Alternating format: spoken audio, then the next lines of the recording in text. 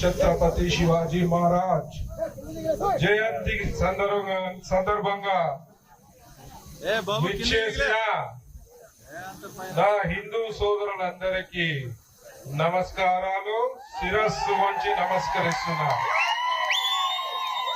అలాగే విచ్చేసిన మా సోదరిమణులందరికీ కూడా నమస్కారం. నాకు ఇక్కడ చూస్తుంటే, ఒక్కొక్కరు చూస్తుంటే వీర శివాజీ కనబడుతుంది. నాకు ఇక్కడ నా సోదరిమణులను నిలబడితే ఝాన్సీ లక్ష్మీబాయి కనబడుతుంది.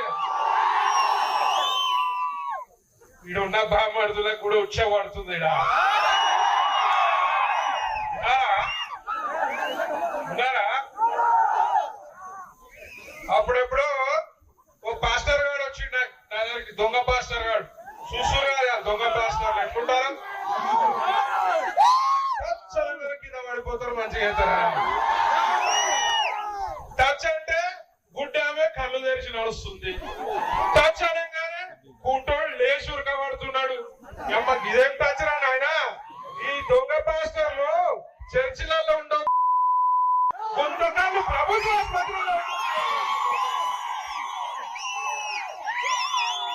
ఆయన వస్తుండ కదా.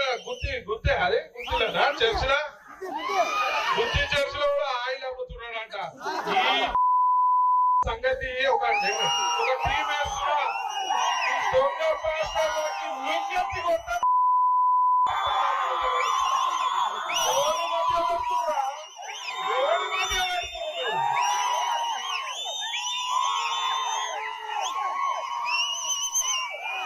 నదులన్నీ కలిసి ఎడవై కలుస్తాయి, సముద్రంలో కలుస్తాయి. సముద్రం అంటేనే హిందుత్వం రా ఎదవల్లారా.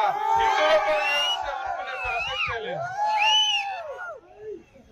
ఇవాళ సనాతన బోర్డు కూడా అవసరం. దేశంలో గుడిలు కూడా సనాతన బోర్డు పరిధిలోకి రావాల్సిన అవసరం ఉన్నది. ఇవాళ తిరుపతి గుళ్ళ అన్య మతస్థులకు ఉద్యోగాలు ఏమవసరం పై మీకు ఇచ్చే పని ఏమున్నది? అన్య మతస్థులకి మనకున్న అన్య మతస్థులకు ఉంటదా? మనకున్న భక్తి అన్య మతస్థులకు ఉండదు. మనకున్న బాధ్యత అన్య మతస్థులకు ఉండదు. మనం ఇవాళ గుడికి పోవాలంటే స్నానం చేసి పరిశుభ్రంగా పోతాం. వానికి భక్తే లేదు. పని చేయాలి, టీటీడీలో పని చేయాలంటే వాడు ఏమవతారంలో పోతుండో, స్నానం చేసిండో లేదో, నాన్ వెజ్ తిన్నాడా, ఏం తిన్నాడో, ఏం అడ్డమైన తిండి తిని పోతుండో మన గుళ్ళకన్నా నేను ఈ సందర్భంగా అడుగుతున్నా. ఎట్టి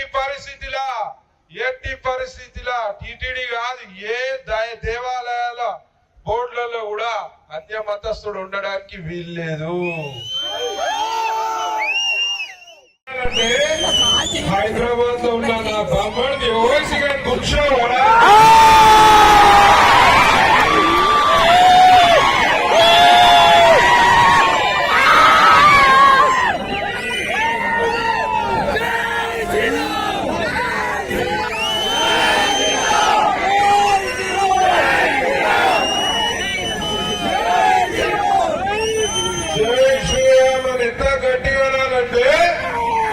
జగన్ రెడ్డి ప్రభుత్వం